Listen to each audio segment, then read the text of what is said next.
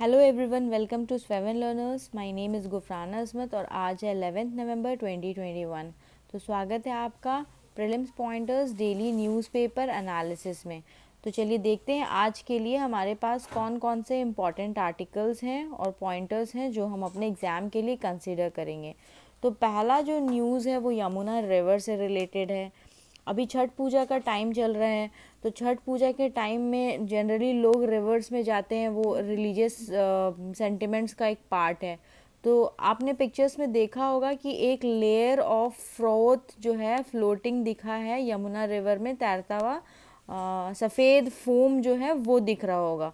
तो इस न्यूज़ से हमें क्या लेना है? हमें इस न्यूज़ से एक तो यमुना रिवर के बारे में पढ़ना है और दूसरा फ्रॉथ फॉर्मेशन के बारे में पढ़ना है। तो सबसे पहले यमुना जो है वो आपकी ट्रिब्यूटरी है रिवर गंगा की। कौन से रिवर की ट्रिब्यूटरी है? रिवर गंगा की।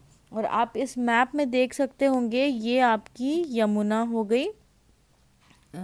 ओके, ये वाली जो रिवर है ये आपकी यमुना हो गई और ये मिल रही है आपकी गंगा में। देखिए ये आपकी गंगा रिवर है। ओके, ये जो कहाँ पे मिलती है ये यमुना गंगा से जा कर के? तो ये मिलती है प्रयागराज, यूपी, उत्तर प्रदेश में, जहाँ पे कुंभ मेला होता है। तो ये भी आपको ध्यान में रखना है।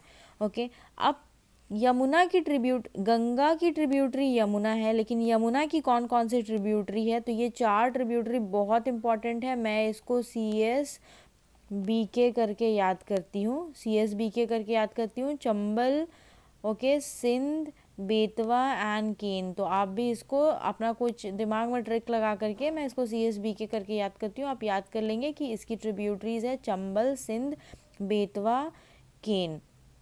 ओके, और ये जो आपकी ट्रिब्यूटरी है गंगा की, तो ये राइट बैंक ट्रिब्यूटरी है या फिर लेफ्ट बैंक ट्रिब्यूटरी है? तो देखिए किसी भी ट्रिब्यूटरी को जब आप देखते हैं तो आप ऐसे देखेंगे कि सपोज़ ये आपकी रिवर की डायरेक्शन है, तो आप अपने आप को इस डायरेक्शन में खड़ा कर लेंगे। अब आप देखेंगे अपना राइट हैंड और लेफ्ट हैंड।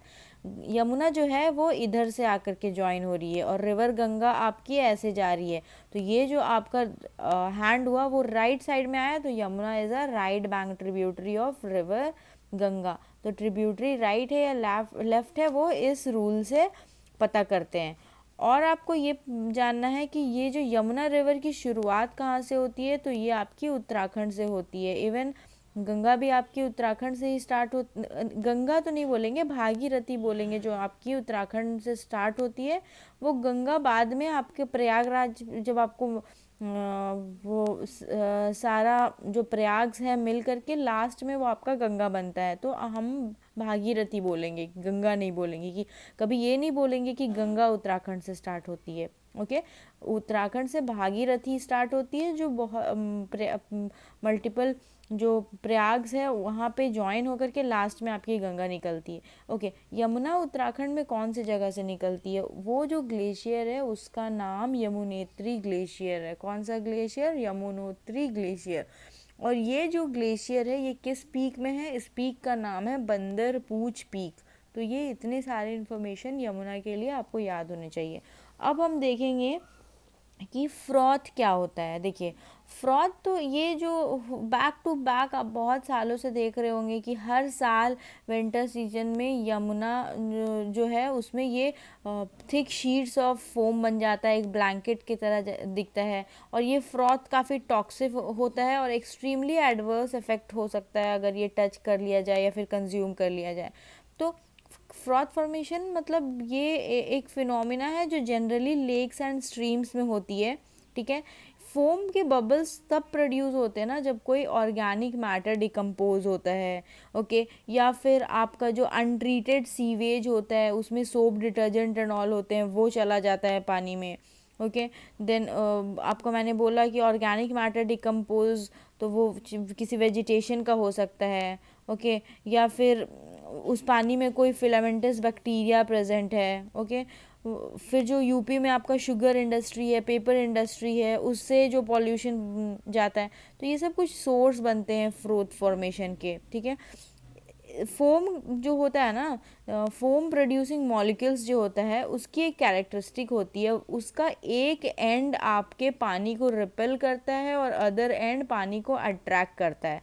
तो जब ये एक एंड पानी को रिपेल करता है, दूसरा एंड पानी को अट्रैक्ट करता है ना, तो ये रिड्यूस कर देता है आपका surface tension on the surface of the water, ठीक है। तो सरफेस टेंशन को रिड्यूस कर लेता है। अब आप सोच रहे होंगे कि सरफेस टेंशन क्या होता है। देखिए, सरफेस टेंशन एक टेंडेंसी है लिक्विड सरफेस का। ये tendency it leads to shrink it into minimum surface area possible. मतलब सरफेस टेंशन से क्या होता है कि जो लिक्विड सरफेस होता है ना, वो मिनिमम जो श्रिंक होकर के सरफेस एरिया बनाता है। तो ये एक सरफेस एरिया की एक कैरेक्टरिस्टिक्स होती है जो फोम आपका रिपेल एंड अट्रैक्ट करता है, जिसके वजह से आपका जनरली सरफेस टेंशन वाटर में ज़्यादा होता है, बट वो उस सरफेस टेंशन को ये रिड्यूस कर देता है। Okay, and this is like typical physics concept. ध्यान नहीं देने का है आपको, जस्ट ऐसे नॉर्मली मैंने ये चीज़ आपको एक्सप्लेन किया है, बट आपको ये पता होना चाहिए कि ये जो फोम बबल्स है ये लाइटर देन वाटर होता है, इसलिए ये मतलब एक थिन शीट्स के जैसा ग्रेजुअली एक्यूमुलेट हो जाता है, और ज़्यादा पानी का बहाव नहीं होता ना, तो वो आपको मतलब एक जगह पे दिखेगा, ऐसा लगेगा कि हाँ वहाँ पे एक ग्लेशियर जैसा है। ओके, ये पता चलता है। तो सोर्सेस आपको पता होने चाहिए और यमुना के बारे में पता होना चाहिए। ओके, नेक्स्ट जो न्यूज़ है हमारा वो स्कॉर्पिन क्लास सबमरीन के बारे में है, और सबमरीन का नाम है INS वेला। ओके, ये जो फोर्थ सब स्कॉर्पिन सबमरीन है INS वेला का, प्रोजेक्ट 75 जो आपका प्रोजेक्ट P75 है, इसका जो फोर्थ वाला सबमरीन है वो इंडियन नेवी को दिया गया। अभी देखिए, हेडिंग सुन करके अगर पहले आपको इसके बारे में कुछ इन्फॉर्मेशन है ना, तो मतलब थोड़ा कन्फ्यूजन होगा कि ये क्या लिखा हुआ, फोर्थ स्कॉर्पिन सबमरीन INS वेला of project 75 has been delivered. तो देखिए, आपको यहाँ पे ध्यान देना है कि क्या है स्कॉर्पिन सबमरीन। उसके बाद देखेंगे हम कि ओके INS वेला क्या है, प्रोजेक्ट 75 क्या है। उसके बाद अगर ये फोर्थ बोल रहा है तो इससे पहले भी तो 3 होगा ना। ओके, तो इससे में हमको ये सारी चीज़ें जानना है। तो प्रोजेक्ट 75 पहले मैं आपको बता देती हूँ। प्रोजेक्ट 75 जो है ये प्रोग्राम है इंडियन नेवी का। ओके, इस प्रोग्राम के तहत 6 स्कॉर्पिन क्लास अटैक सबमरीन्स बनानी है, इसलिए इस न्यूज़ में लिखा हुआ है कि फोर्थ वाला जो है ना वो इंडियन नेवी को दे दिया गया है। मतलब इससे पहले जो 3 है वो 3 भी हो चुका है, अभी फोर्थ वाला दे दिया है। इस प्रोजेक्ट के हिसाब से आपको 6 स्कॉर्पिन अटैक सबमरीन्स जो है ये डिलीवर होना है। तो आप प्रोजेक्ट 75 में कितने सबमरीन्स हैं, 6 सबमरीन्स। ये नंबर इंपॉर्टेंट है, आप याद कर लेंगे, ठीक है। The design of Kalvari class of submarines. Okay, इसका जो पहला जैसे 6 में जो सबसे फर्स्ट वाला सबमरीन है ना, उसका नाम कलवरी है, इसलिए इसको कलवरी क्लास भी बोलते हैं। प्रोजेक्ट 75 को कलवरी क्लास भी बोलते हैं, क्योंकि जो फर्स्ट सबमरीन है ना उसके नाम पे ये चीज़ रखा हुआ है। तो इस सबमरीन का जो डिज़ाइन है ना, ये डिज़ाइन कहाँ से बेस्ड है, तो ये French Scorpene class of submarines को, मतलब होता है ना कि आप किसी का डिज़ाइन देख करके उस डिज़ाइन के बेसिस में कुछ बनाते हैं, तो ये फ्रेंच वाला स्कॉर्पिन क्लास सबमरीन्स है, तो उससे इस डिज़ाइन को बेस करके बनाया गया है। Okay, it is given support by the departmental of defence production, मतलब मिनिस्ट्री ऑफ डिफेंस ऑब्वियसली इस चीज़ में रिलेटेड होगी, और Indian navy through out its various phases of construction. तो कौन से दो आपको यहाँ पे ध्यान रखना है जो कंस्ट्रक्शन के फेज में सपोर्ट प्रोवाइड करने के लिए, एक आपकी मिनिस्ट्री ऑफ डिफेंस और इंडियन नेवी हो गई आपकी। उसके बाद आपको मैज़ागांव डॉक लिमिटेड के बारे में पता होना चाहिए। ये मैज़ागांव डॉक लिमिटेड एक मैन्युफैक्चरिंग यूनिट है। ओके, ये मैन्युफैक्चरिंग यूनिट जो आपका है ये 6 स्कॉर्पिन सबमरीन्स मैन्युफैक्चर कर रही है और टेक्नोलॉजी असिस्टेंस ले रही है from naval group of France, क्योंकि मैंने बताया ना कि ये सबमरीन को डिज़ाइन करने के लिए आप किसके बेसिस पर डिज़ाइन कर रहे हैं, किसको देख करके डिज़ाइन कर रहे हैं, फ्रेंच स्कॉर्पिन क्लास सबमरीन। इसलिए मैज़ागांव डॉक लिमिटेड को हेल्प करने वाली जो ऑर्गेनाइजेशन है वो भी आपकी कहाँ की ऑर्गेनाइजेशन है, वो ऑर्गेनाइजेशन भी आपकी फ्रांस की है। ओके, अभी मैज़ागांव डॉक शिप बिल्डर्स या फिर मैज़ागांव डॉक लिमिटेड जो है ना, ये आपकी मुंबई महाराष्ट्र में, ऐसे मल्टीपल हैं इंडिया में। मैज़ागांव डॉक लिमिटेड ज़्यादातर आपका हमेशा न्यूज़ में रहता है, और ये मैज़ागांव डॉक ही आपका ये इन सबमरीन्स को मैन्युफैक्चर कर रहा है, ये महाराष्ट्र में है। ओके, ये एक MDL defence public sector undertaking है, और ये आपकी मिनिस्ट्री ऑफ डिफेंस के अंदर ही आती है, और लोकेशन मैंने आपको बता दिया, इसका महाराष्ट्र है। ओके, देखिए 2 सबमरीन्स, एक मैंने आपको बताया था इसको कवलरी क्लास भी बोलते थे क्योंकि कवलरी पहला सबमरीन था। तो कवलरी और खांडेरी ये 1 और 2 हो गया, ये ऑलरेडी कमीशन हो चुका है इंडियन नेवी में। ओके, तो कलवरी एंड खांडेरी हो चुका है। थर्ड वाला जो वगीर है वो ट्रायल में है। ओके, एंड फोर्थ वाला जो वेला है, ओके, वेला है जिसके बारे में हम पढ़ रहे हैं, has been delivered to Indian navy. अब आपका जो 6th वाला है ना वक्शीर, वो अंडर कंस्ट्रक्शन में है आपका। तो जो जो हो गया है कलवरी एंड खांडेरी एंड वेला को अभी हम ध्यान देंगे, और कौन कौन सा है ये नाम भी आपके लिए इम्पॉर्टेंट है। अब देखिए मैं स्कॉर्पिन क्लास बोल रही हूँ, तो ये क्या होता है स्कॉर्पिन क्लास, है ना। देखिए एट वंस तो एवरीथिंग नहीं बताया जा सकता ना, तो पहले एक कॉन्सेप्ट क्लियर होगा फिर हम दूसरे कॉन्सेप्ट में मूव करेंगे। तो आपको इतना समझ में आया ना, प्रोजेक्ट 75 के तहत कितना सबमरीन्स बनाना है, 6, जिसमें पहला का नाम है कलवरी, इसलिए प्रोजेक्ट 75 को कलवरी क्लास भी बोलते हैं। कलवरी खांडेरी ऑलरेडी बन करके इंडियन नेवी को दे दिया जा चुका है। जो थर्ड वाला वगीर है वो ट्रायल्स में है, टेस्टिंग चल रहा है। वगशीर अंडर कंस्ट्रक्शन है। और आपका जो वेला के बारे में आज न्यूज़ था आपका। फिर आपको ये ध्यान देना है कि इसकी जो प्रोडक्शन है उसमें सपोर्ट मिनिस्ट्री ऑफ डिफेंस और इंडियन नेवी की रही है। इसको बनाने वाला, मैन्युफैक्चर करने वाला जो आपका पब्लिक सेक्टर अंडरटेकिंग है उसका नाम मैज़गांव डॉक लिमिटेड है, और ये महाराष्ट्र में। ये मैंने जल्दी से रिवाइज कर दिया आपको। चलो, सब स्कॉर्पिन क्लास सबमरीन क्या होता है? ये डीजल से चलने वाली सबमरीन्स होती है, डीजल इलेक्ट्रिक प्रोपल्शन सिस्टम इसमें होता है। ठीक है, स्कॉर्पिन क्लास ना एक बहुत one of the sophisticated submarines बोलते हैं। ये बहुत ज़्यादा आपका मल्टीफेरियस मिशंस में जा सकती है, जैसे anti surface warfare, anti submarine warfare, intelligence gathering, mine laying, area surveillance, हर चीज़ में ये चीज़ आपकी यूज़ हो सकती है। स्कॉर्पिन क्लास जो है नेवी की पहली मॉडर्न दोस्तों, और कन्वेंशनल बिकॉज ये डीजल यूज़ करिए ना, इसलिए कन्वेंशनल हम क्या बोलते हैं, कोई एक चीज़ कन्वेंशन है मतलब क्या है, नॉर्मल डे टू डे वाला जो चीज़ यूज़ होता है, इसलिए ये नेवी की पहली मॉडर्न कन्वेंशनल सबमरीन सीरीज़ है, almost in 2 decades since INS Sindhu शास्त्रा, जिसको हमने रशिया से लिया था 2000 में। रशिया से हमने INS सिंधु शास्त्रा लिया था। ओके, उसके बाद 2 डिकेड के बाद इंडिया जो है वो अपना खुद ही आपका डीजल इलेक्ट्रिक प्रोपेल्ड सबमरीन्स बना रहा है, जो प्रोजेक्ट 75 के अंदर 6 सबमरीन्स हम बना रहे हैं। तो क्या क्वेश्चन में अगर आपको आएगा कि जो INS सिंधु शास्त्रा है वो इंडिजीनियस है, इंडियन बिल्ट है, तो नहीं, वो इंडिजीनियस नहीं है, वो रशिया से प्रोक्योर किया था हमने। अगर क्वेश्चन में आएगा कि INS Khanderi and INS Kalvari is indigenously built, तो आंसर होगा yes, it is indigenously built, क्योंकि ये हमारे इंडिया में ही मैन्युफैक्चर किया जा रहा है। ओके, आई होप सो इतना क्लियर है। थर्ड न्यूज़ जो है वो आपका, the annual Leonids meteor shower has begun and will be active between 6th and 30th November, with peak activity expected on 17th November. अब आप जब इस न्यूज़ को पढ़ेंगे ना, अब देखिए मैं आपको हर एक न्यूज़ का हेडिंग पढ़ के ये हमेशा इसलिए बताती हूँ ना कि आपको इस न्यूज़ में ये चीज़ पॉइंट करना है, क्योंकि हमेशा ना हमारे लिए न्यूज़ में वो जो न्यूज़ में टर्मिनोलॉजीज होती है ना वो इम्पॉर्टेंट, और न्यूज़ में आपको ये चीज़ समझना बहुत ज़रूरी है कि इस न्यूज़ में से मुझे क्या ले करके जाना है, मुझे क्या पढ़ करके जाना। तो जैसे इस न्यूज़ में हम लियोनिड्स का अगर नाम नहीं सुना है तो ये क्या है, मेटियोर क्या होता है, और मेटियोर से रिलेटेड हम मेटेरॉइड्स, मेटियोराइट, ये सब देख लेंगे। फिर मेटियोर शावर क्या होता है, तो ये एस्टेरॉयड क्या हो जाता है, फायरबॉल क्या हो जाता है, कॉमेट क्या हो जाता है, तो ये सारा इन्फॉर्मेशन हम लेंगे, इस न्यूज़ से समझने की कोशिश करेंगे। देखिए मेटियोर जो होता है ना आपका, ये एक स्पेस रॉक होता है, इसको मेटेरॉइड भी बोलते हैं। ये अर्थ के एटमॉस्फेयर में एंटर कर जाता है। मेटेरॉइड्स ऑब्जेक्ट्स इन स्पेस है जिसका साइज रेंज करता है, बहुत छोटा सा भी साइज हो सकता है, जैसे ग्रेन्स चावल होता है ना, डस्ट ग्रेन्स वैसा, तो स्मॉल एस्टेरॉइड्स। ठीक है, उसके बाद बड़ा बड़ा पीसेस भी होता है। ठीक है, ये जो है ये कॉमेट्स, एस्टेरॉइड्स, प्लैनेट्स, मून्स के पार्ट्स भी होते हैं।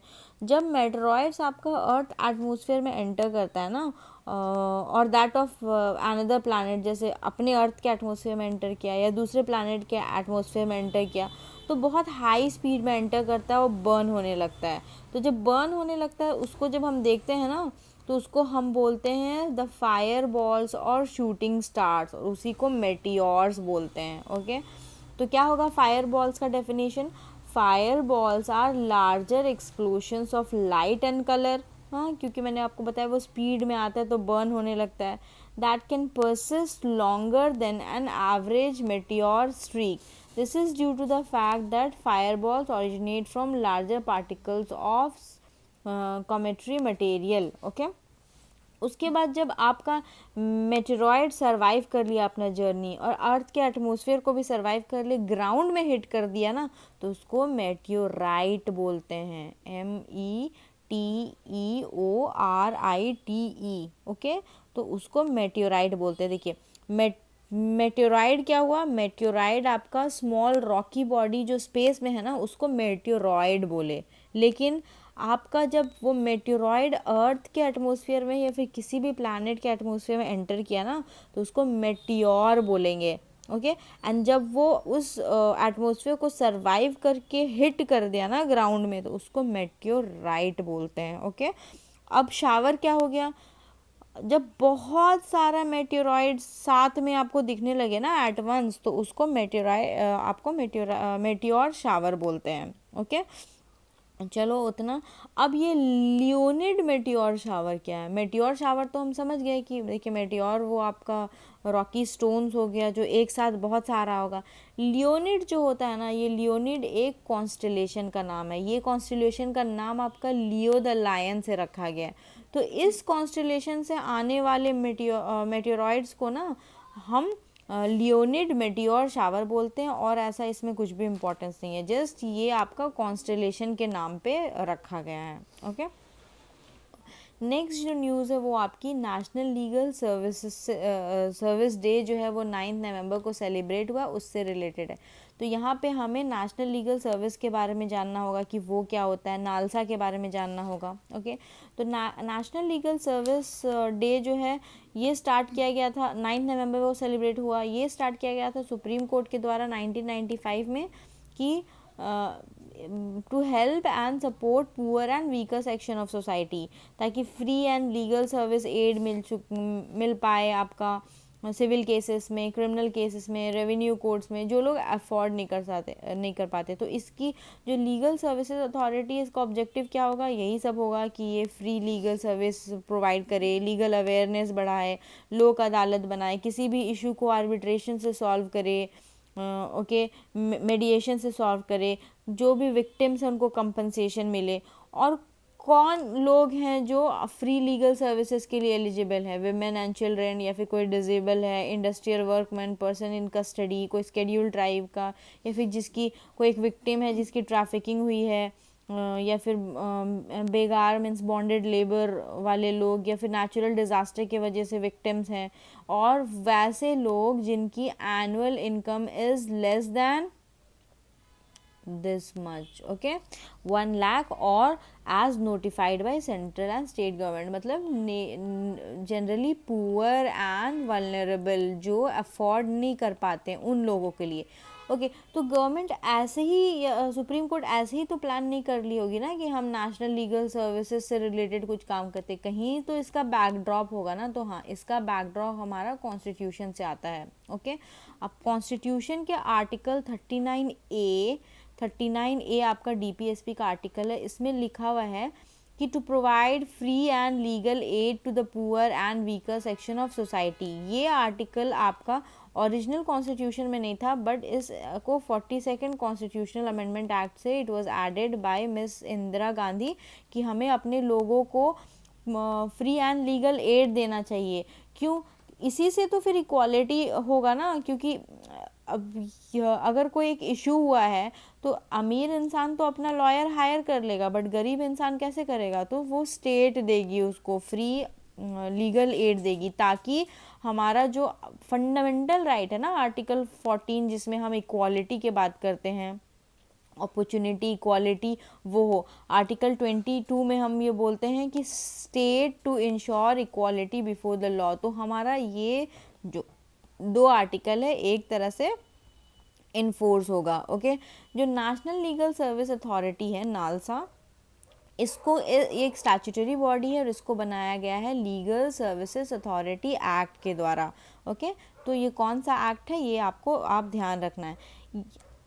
टोटल 17 सस्टेनेबल डेवलपमेंट गोल्स है जिसमें 169 सब गोल्स है। उसमें जो एसडीजी में गोल नंबर 16 है ना, गोल नंबर 16 बोलता है promote peaceful and inclusive societies for sustainable development, provide access to justice for all and build effective, accountable and inclusive institution at levels। तो नालसा एक तरह से आपका सस्टेनेबल डेवलपमेंट गोल नंबर 16 को फिल करता है, जो आपका बात करता है एक्सेस टू जस्टिस, मतलब जस्टिस पाने की एक्सेस हर एक इंसान को होना चाहिए। ओके ओके, अब डिफरेंट लेवल में, जैसे नेशनल लेवल में नेशनल लीगल सर्विस अथॉरिटी है, स्टेट लेवल में स्टेट लीगल सर्विस अथॉरिटी है। इसको हेड करते हैं chief justice of state high court, जो पैटर्न इन चीफ है, और एक सर्विंग या फिर रिटायर्ड जज of high court nominated executive chairman होते हैं। डिस्ट्रिक्ट लेवल पे आपका डिस्ट्रिक्ट लीगल सर्विस अथॉरिटी है जिसमें आपका डिस्ट्रिक्ट जज एक्स ऑफिशियो होते हैं। तालुका लेवल पे भी आपका तालुका लीगल सर्विस कमेटी है जिसमें सीनियर सिविल जज हेड होते हैं। ओके, तो ये इतना इन्फॉर्मेशन इम्पॉर्टेंट है, आप इसको ध्यान देंगे। नेक्स्ट जो आपका न्यूज़ है वो ग्लोबल ड्रग पॉलिसी इंडेक्स से रिलेटेड है। The first ever global drug policy index was inaugurated. Okay, तो कौन रिलीज़ किया और क्या है अब हम ये देखेंगे। It is released by the harm reduction consortium. ठीक है, ये ऑर्गेनाइजेशन है एक, हार्म रिडक्शन कंसोर्टियम, मतलब हार्म को रिड्यूस करने वाली कंसोर्टियम। ये कुछ सोच करके उन्होंने अपनी एजेंसी का नाम रखा होगा। तो इन्होंने रिलीज़ किया है ग्लोबल ड्रग पॉलिसी इंडेक्स। ठीक है, इन्होंने रैंक किया है Norway, New Zealand, Portugal, UK and Australia as 5 leading countries on human and health driven drug policy. तो आपको सबसे नंबर 1 में कौन है, नॉर्वे। ओके, ये डेटा ड्रिवन ग्लोबल एनालिसिस है, डेटा लेकर के इसमें करीब 75 इंडिकेटर्स यूज़ करते हैं। 75 इंडिकेटर्स 5 ब्रॉड डिमेंशन में आपका डिवाइडेड है, जिसमें criminal justice, extreme responses, health and harm reduction, access to internationally controlled medicine and development, ये 5 ब्रॉड कैटेगरी है।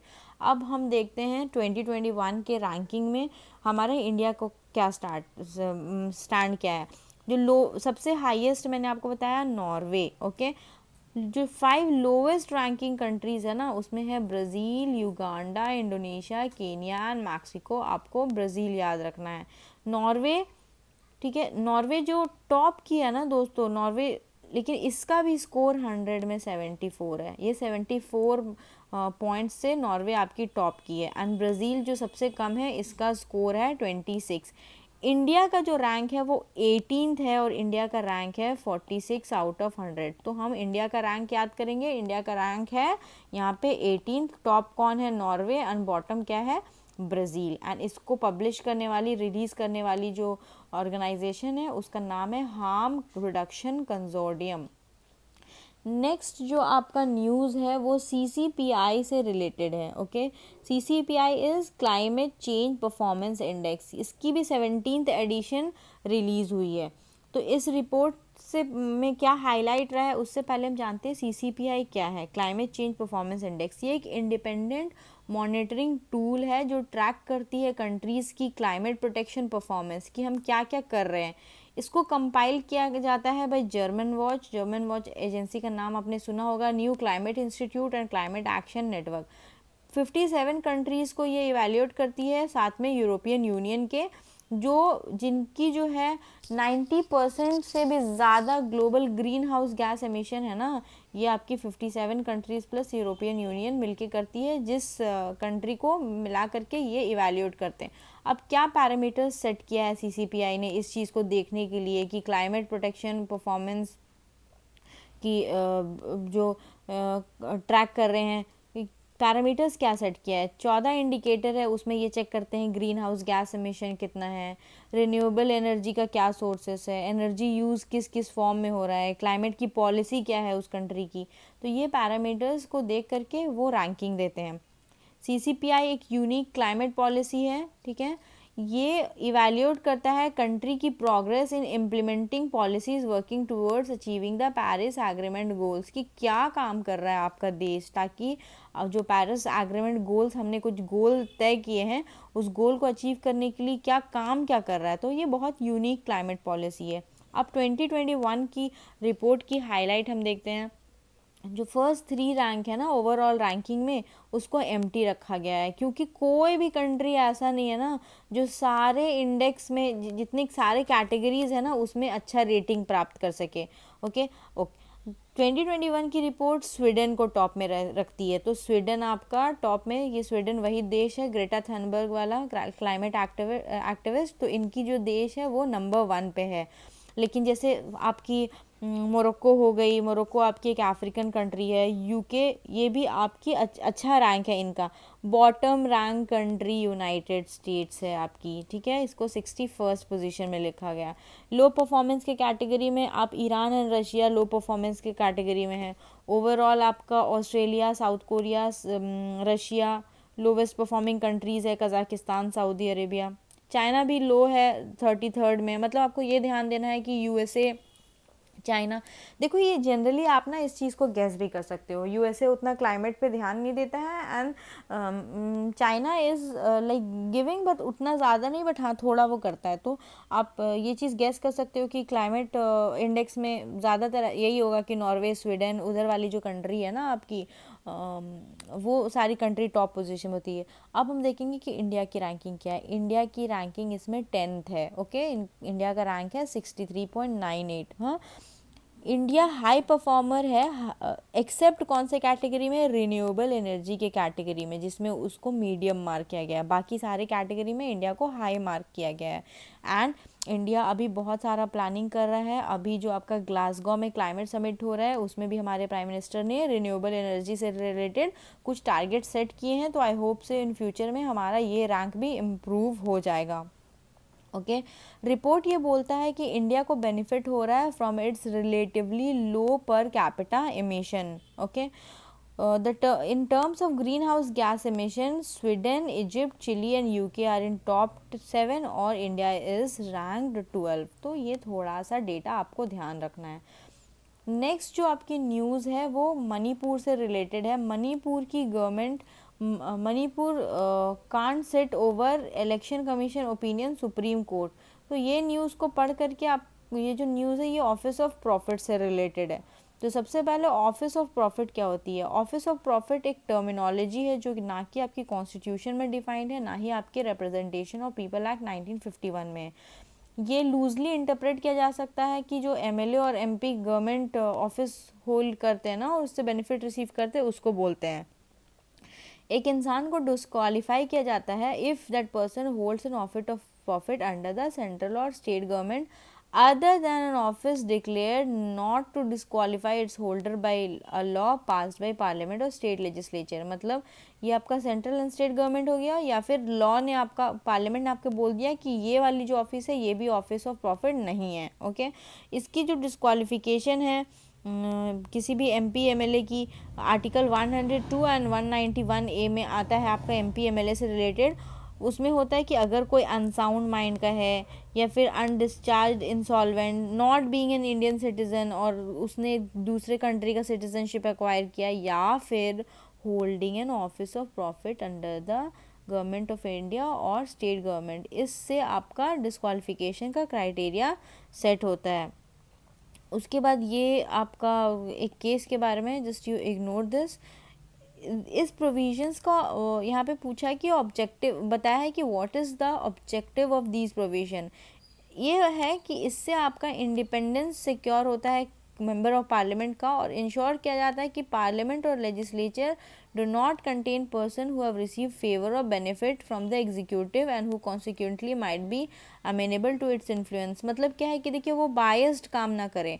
है ना, वो एक तरफ टिल्ट होकर, क्योंकि आप मेंबर ऑफ पार्लियामेंट है तो आप पूरे इंडिया को ना रिप्रेजेंट कर रहे हैं, तो आप एक पर्टिकुलर कहीं से आपको फेवर मिलेगा तो आप उधर टिल्ट हो जाएंगे या उधर टिल्ट हो जाएंगे, ये ना हो और न्यूट्रल रह के काम किया जा सके।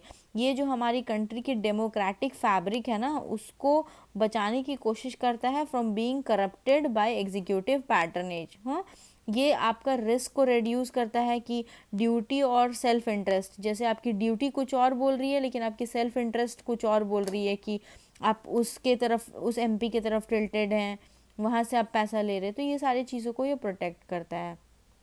तो इतना आई थिंक क्लियर होगा आपको। अब थोड़ा हम क्वेश्चन अटेम्प्ट करके देखते हैं और अब देखिए आप कितना स्कोर पा रहे हैं। क्लाइमेट चेंज परफॉर्मेंस इंडेक्स क्या यूएनईपी रिलीज़ करती है? Global Drug Policy Index is released by Harm Reduction Consortium. Expression Office of Profit has not been mentioned in the Constitution or RPA. Chief Justice of India आपका Executive Chairman and second senior most judge in the pattern in chief of NALSA Authority. River Yamuna originate होती है Yamunotri glacier से near Bandarpunch peak. तो चलो answer देखते हैं। जो climate change performance index है वो जर्मन वॉच रिलीज़ करती है, और ये स्टेटमेंट जो भी है ये आपका स्टेटमेंट भी गलत है and rest statements are correct. Okay, अगर आपको समझ में आ गया तो वेल एंड गुड, नहीं समझ में आया तो आप वीडियो को वापस से वॉच करेंगे। थैंक यू दोस्तों, please like share and subscribe the channel and session के पीडीएफ के लिए आप हमारे टेलीग्राम चैनल को फॉलो कर सकते हैं। The link will be provided in the description box and the name of the channel is Seven Learners, as well as the Instagram handle also goes by this name. Thank you, have a good day, bye bye.